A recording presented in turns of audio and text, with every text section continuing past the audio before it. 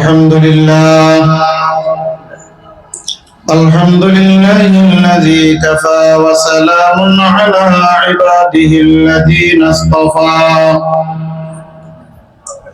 أما بعد فأعوذ بالله من الشيطان الرجيم بسم الله الرحمن الرحيم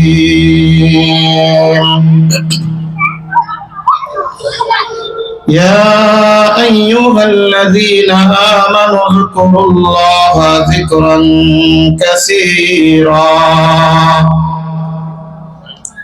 وسبحوه بكرة وأصيلا صدق الله المولانا العظيم وصدق رسوله النبي الكريم ونحن على ذلك من الشاهدين والشاكرين والحمد لله رب العالمين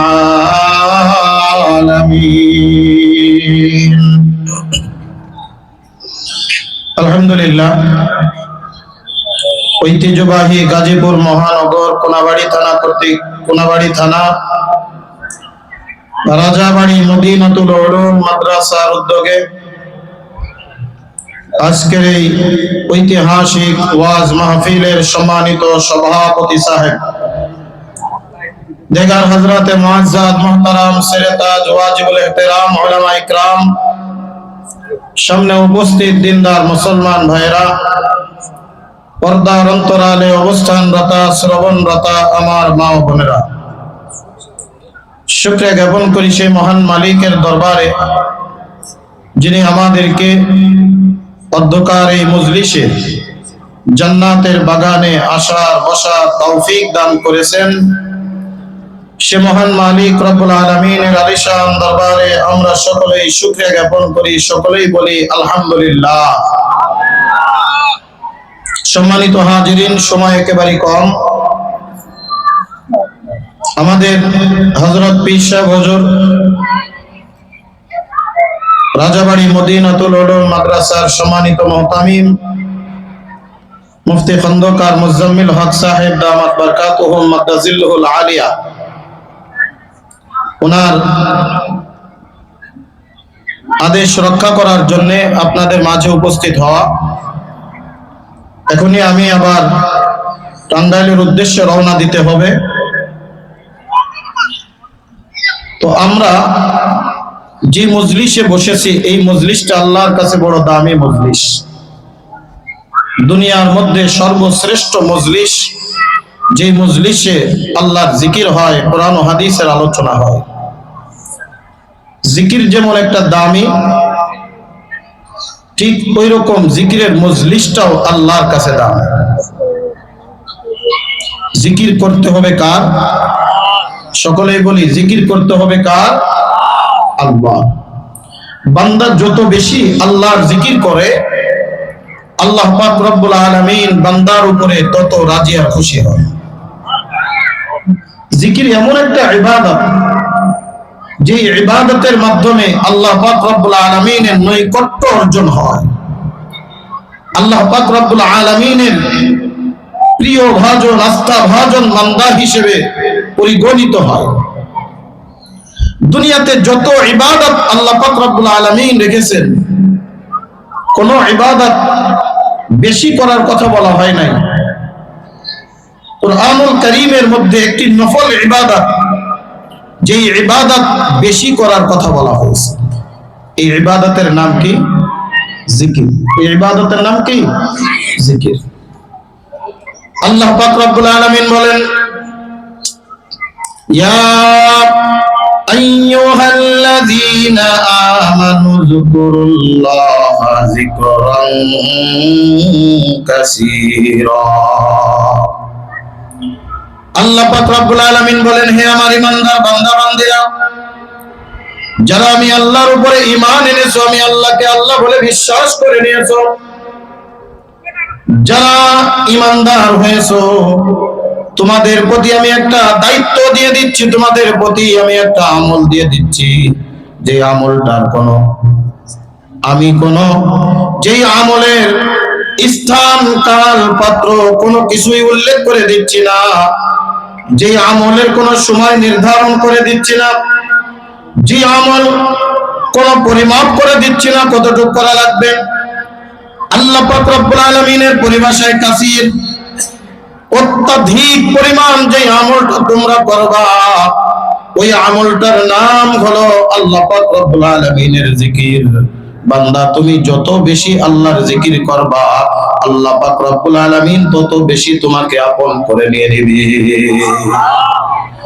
এই পৃথিবীর জমিনের মধ্যে যত বুজুর্গ হয়েছেন, এই পৃথিবীর জমিনের মধ্যে যত আল্লাহওয়ালা হয়েছেন, এই পৃথিবীর জমিনের মধ্যে যারা কুতুব আব্দাল গাউস হিসেবে পরিগণিত হয়েছেন, প্রত্যেকের জীবনী পড়ে দেখবেন। এই যে আজকে আমাদের বিশ্ব হুজুরের মাদ্রাসার উদ্যোগে মাহফিল, দেখবেন একজন মানুষ যখন আল্লাহর ওলিদের সহবতে যায়, একজন মানুষ যখন আল্লাহর ওলিদের কাছে যায়, হক্কানি উলামা ইকরামের হাতে হাত দিয়ে বায়াত গ্রহণ করে, সর্বপ্রথম দেখবেন তাকে আমল দেয়, বাবা তুমি যত বেশি পারো তত বেশি আমার মাওলা পাকের জিকির করো। কারণ জিকির এমন একটা ইবাদত, যে ইবাদতের মাধ্যমে আল্লাহ পাক রব্বুল আলামিন অন্তর পরিষ্কার আর পরিচ্ছন্ন করে দেন, যে ইবাদতের মাধ্যমে আল্লাহ পাক রব্বুল আলামিন আমলকে পরিষ্কার আর পরিচ্ছন্ন করে দেন, গুনাহগুলি maaf করে দেন, গুনার জায়গাগুলিকে আল্লাহ পাক রব্বুল আলামিন নেকি দিয়া পরিণত করে দেন। শুধু তাই নয়, সর্বশেষ হলো যে বান্দা দুনিয়ার মধ্যে আল্লাহর জিকিরের পাগল হবে, কিয়ামতের ময়দানে হাসতে হাসতে আল্লাহর জান্নাতে চলে যাবে। এই কারণে আল্লাহ পাক রব্বুল আলামিন বলেন, ইয়া আইয়ুহাল্লাযীনা আমানু যকুরুল্লাহা যিকরান কাসীরা ওয়াসাব্বিহুহু বুকরাতান ওয়া আসীলা।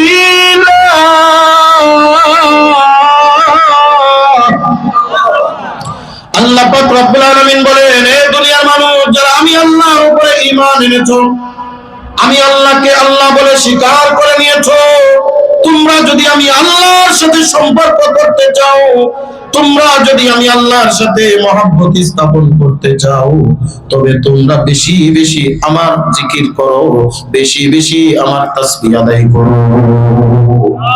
বন্ধুরে আমার, প্রত্যেকটা ইবাদতের একটা লিমিট আছে, প্রত্যেকটা ইবাদতের একটা সময় আছে, প্রত্যেকটা ইবাদতের একটা কাইফিয়াত আছে। মনে করেন আজকে এই যে মাগরিবের নামাজ পড়ে আমরা এখানে বসেছি, মাগরিবের নামাজ কয় রাকাত? কথা বলেন, মাগরিবের নামাজ কয় রাকাত? মাগরিবের ফরজ নামাজ হলো 3 রাকাত। এখন আপনি বড় নামাজি, আপনি বড় পরহেজগার, আপনি খুব বেশি নামাজ আদায় করেন। এখন যদি মনে মনে চিন্তা করেন 3 রাকাত বেজোড় নামাজ কেন পড়বো, 1 রাকাত বেশি পড়ে 4 রাকাত পূরণ করব, বলেন তো নামাজ বেশি হলো না কম হলো? কত? 3 এর জায়গায় কিন্তু নামাজ হলো, ফরজ নামাজ হবে? ইচ্ছাকৃত 3 এর জায়গায় 4 করলে ওই লোকটার কি ফরজ নামাজ হবে? প্রত্যেকটা ইবাদতের একটা নির্দিষ্ট সময়সীমা আছে। 3 সময়ে নামাজ পড়া সম্পূর্ণ হারাম। 3 সময়ে নামাজ পড়লে নেকি হয় না, বরং গুনাহ হয়। সূর্য যখন উদিত হয়, সূর্য যখন মাথার উপরে, সূর্য যখন অস্ত যায়, এই 3টা সময়ে যদি কোনো ব্যক্তি নামাজ পড়ে, ওই নামাজ আল্লাহর দরবারে কবুল হবে না। জেনে শুনে পড়লে ওই লোকটার আমল নামায় নেকির জায়গায় গুনাহ লেখা হয়। কথা বল ঠিক কিনা? কিন্তু এমন একটা নফল ইবাদত, যে ইবাদত আল্লাহ পাক রব্বুল আলামিন নিজেই বলছেন, দুনিয়ার মানুষ এই ইবাদতের কোনো সময় নাই, তোমার যখন ইচ্ছা তখন তুমি আদায় করতে পারবা।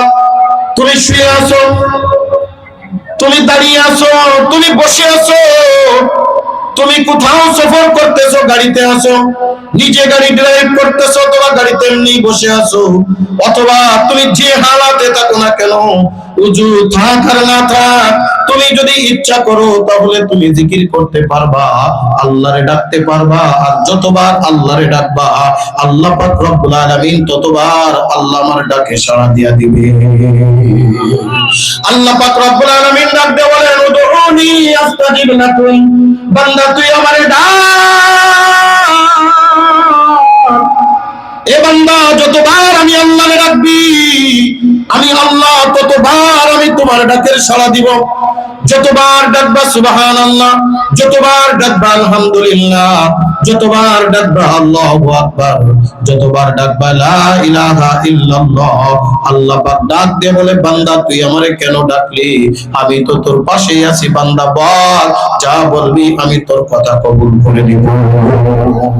দেখেন না বাজান, দুনিয়ার মধ্যে একজন মানুষ আর একজন মানুষের যত বেশি চরণ করে, তার সাথে আলাদা একটা মহব্বত আর ভালোবাসা তৈরি হয়ে, কথা বলেন ঠিক কি ঠিক না? মা সন্তান যদি মাকে বারবার ডাকে, মায়ের সাথে সন্তানের একটা গুড কানেকশন হয়। বন্ধু যদি বন্ধুকে বারবার স্মরণ করে, ওই বন্ধু বন্ধুর জন্য পাগল হয়ে যায়।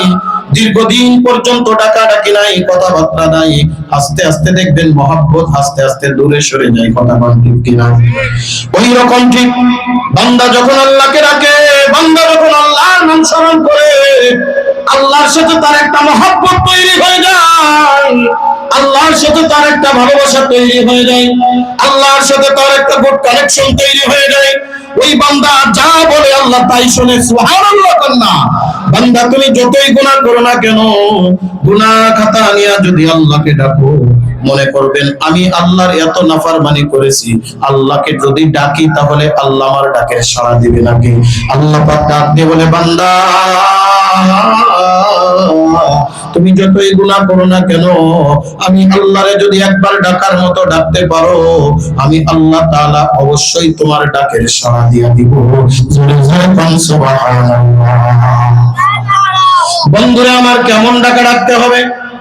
যেইভাবে রেখেছিলেন হযরত ইব্রাহিম আলাইহিস সালাতু ওয়াস সালাম, যেইভাবে রেখেছিলেন হযরত লুকমান আলাইহিস সালাতু ওয়াস সালাম, যেইভাবে রেখেছিলেন হযরত ইউনূস আলাইহিস সালাতু ওয়াস সালাম, যেইভাবে রেখেছিলেন হযরত ইউসুফ আলাইহিস সালাতু ওয়াস সালাম, যেইভাবে রেখেছিলেন আল্লাহর নবী ইব্রাহিম, যেইভাবে রেখেছিলেন সাহাবায়ে ইকরাম রিজওয়ানুল্লাহি তাআলা আলাইহিম আজমাইন। 10 ভাই মিলে ইউসুফ আলাইহিস সালামকে কূপের ভিতরে নিক্ষেপ করে দিচ্ছে। ইউসুফ আলাইহিস সালামের পাশে কেউ নাই, ইউসুফ আলাইহিস সালামের কাছেও কেউ নাই, না আছে মা, না আছে বাবা। বাবার কথা বারবার স্মরণ করে, আজকে যদি বাবা আমার কাছে থাকতো, আমার ভাইয়েরা কূপের ভিতরে নিক্ষেপ করতে পারতো না।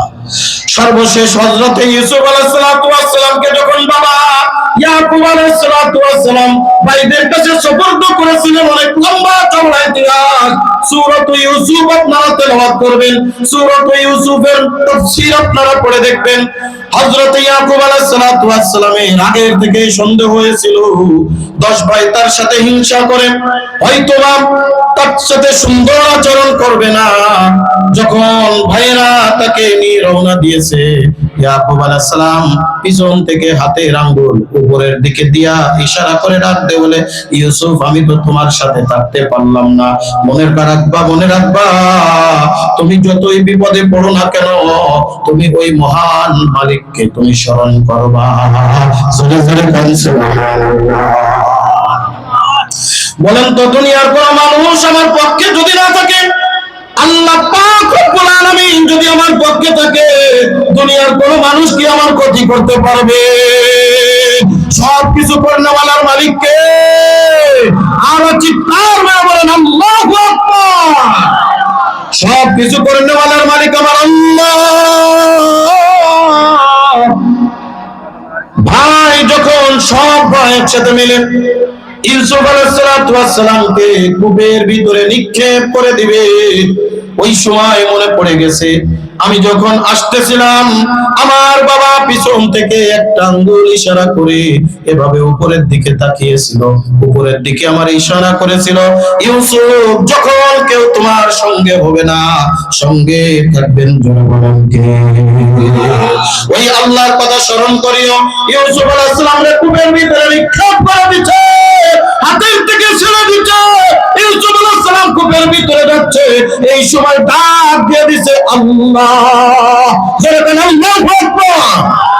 ডাক দিচ্ছে আল্লাহ, দেওয়ার সাথে সাথে আল্লাহ পাক রব্বুল আলামিন ডাক দেবেন, জিবরিল ইউসুফ দুনিয়ার কাউরে ডাকে নাই, বাবারে ডাকে নাই, মারে ডাকে নাই, জলদি করে যা, জলদি করে যা, জান্নাত থেকে একটা তখ্ত নিয়া, জান্নাত থেকে একটা কাঠ নিয়া ইউসুফের নিচেই বিছায়া দে, পানির উপরে রেখে দে। ইউসুফ আলাইহিস সালাম পানির উপরে হাবুডুবু খাবে না, ওই নরম তখ্তের উপরে সোয়ার হয়ে থাকবে। জোরে জোরে সুবহানাল্লাহ। এই জন্য ডাকবো কারে? জোরে কার জিকির করবো কার? আর এই জিকিরের মজলিসটা আল্লাহর কাছে কত বড় দামি। আল্লাহর নবী রাব্বে বলেন, ইজা মারারতুম বিরিয়াজিল জান্নাতি ফারতাহু, ক্বালু ইয়া রাসূলুল্লাহ ওয়া মা রিয়াজুল জান্নাহ, ক্বালা হিলাকুয যিকর আও কামা ক্বালা আলাইহিমাস সালাতু ওয়াস সালাম। আল্লাহর নবী রাব্বে বলেন, হে সাহাবীরা রে, ও আমার উম্মতেরা, এই দুনিয়ার মধ্যে যখন তোমরা জান্নাতের বাগানের পাশ দিয়ে যাবে, তখন তোমরা জান্নাতের বাগানে বসে যাবা। সাহাবায়ে কেরাম ডাক দিলেন, ইয়া রাসূলুল্লাহ, ইয়া হাবিবাল্লাহ, দুনিয়ার মধ্যে জান্নাতের বাগান কোথায়?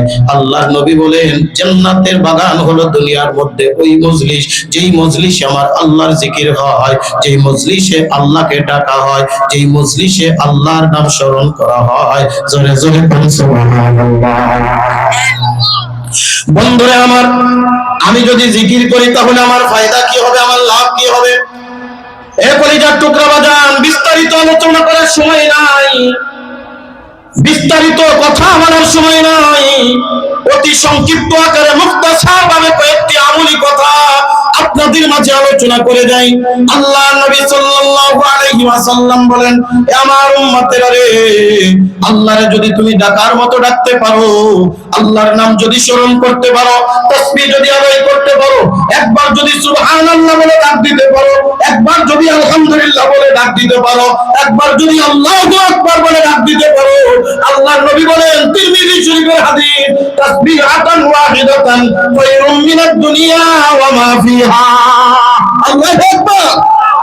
আল্লাহর নবী বলেন, একবার যদি কোনো বান্দা সুবহানাল্লাহ বলে ডাক দেয়, একবার যদি কোনো বান্দা আলহামদুলিল্লাহ বলে ডাক দেয়, একবার যদি কোনো বান্দা আল্লাহু আকবার বলিয়া ডাক দেয়, আল্লাহর নবী বলেন, আসমান দুনিয়ার মাঝে যত ফাঁকা জায়গা আছে, সমপরিমাণ সওয়াব দিলে যেই পরিমাণ সওয়াব হয়, আল্লাহ তাআলা ওই বান্দার আমলনামায় তার থেকে বেশি সওয়াব দিয়া দেয়।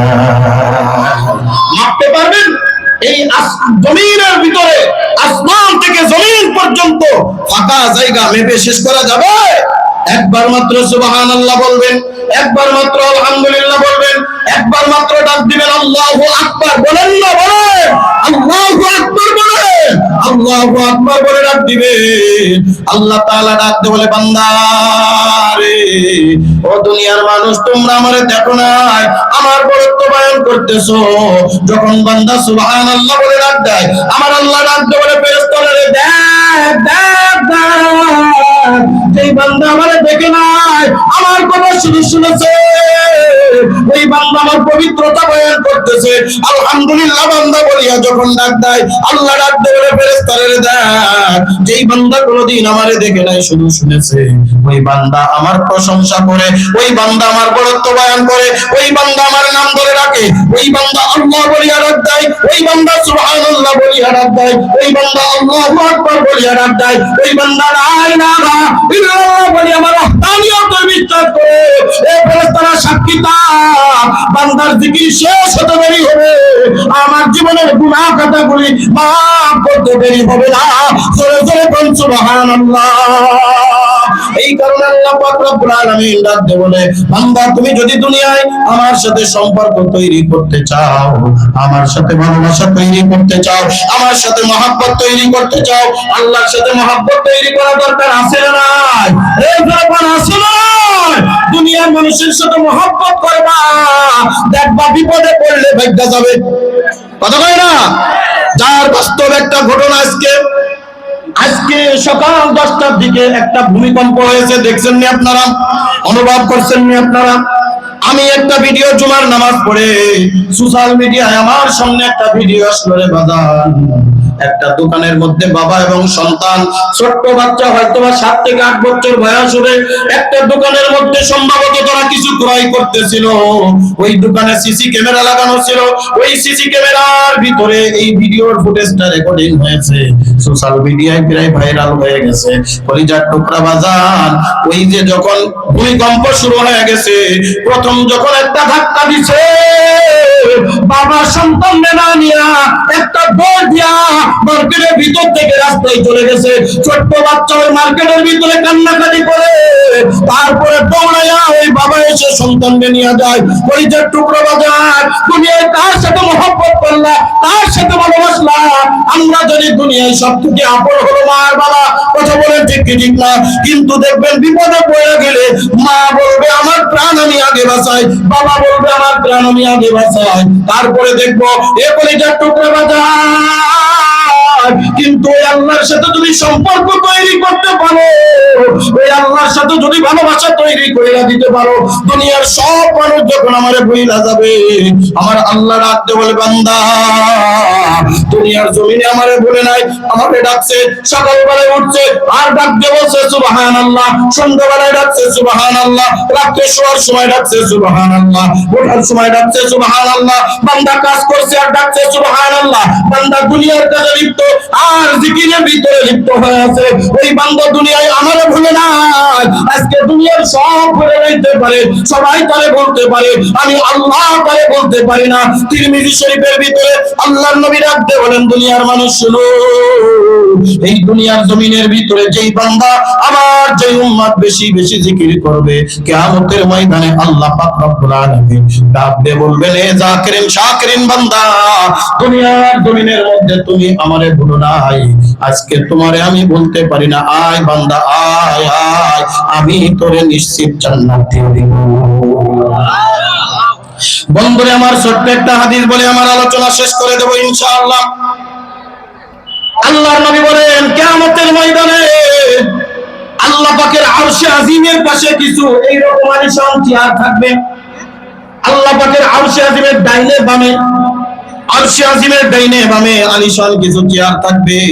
ওই চেয়ারের উপরে এক শ্রেণীর মানুষগণ বসে থাকবে, যেই মানুষদের চেহারা হয়ে যাবে আকাশের চন্দ্রের ন্যায় শুভ্র, চেহারার ভিতরে নূর চমকাইতে থাকবে। ওই নূরের তাতাল্লিতে পুরা কিয়ামতের ময়দান আলোকিত হয়ে যাবে। যারা কান্না সুবহানাল্লাহ। পুরা কিয়ামতের ময়দানের লাইটিং, এই যে আপনারা দেখছেন না, আপনাদের ডাইনে ভাবে লাইটিং করা, যদি এখানে লাইটিং না করা থাকতো, এই জায়গাটা আলো না থাকতো না, অন্ধকার, কতক্ষণ আলো না অন্ধকার, এই জায়গাটা থাকতো অন্ধকার। আল্লাহ পাক রব্বুল আলামিন কিয়ামতের ময়দানে তার চতুর্দিকে, কিয়ামতের ময়দানের চতুর্দিকে কিছু সিংহাসন বসিয়ে রাখবেন। ওই সিংহাসনের উপরে কিছু লোক থাকবে, ওই লোকের কপাল দিয়া, ওই লোকের হাত দিয়া, ওই লোকটার নাক দিয়া, ওই লোকটার জিহ্বা দিয়া, ওই লোকটার পুরা শরীর দিয়ে একটা নূর চমকাইতে থাকবে, টর্চ লাইটের মতো আলো দিতে থাকবে। পুরা কিয়ামতের ময়দান আলোকিত হয়ে যাবে।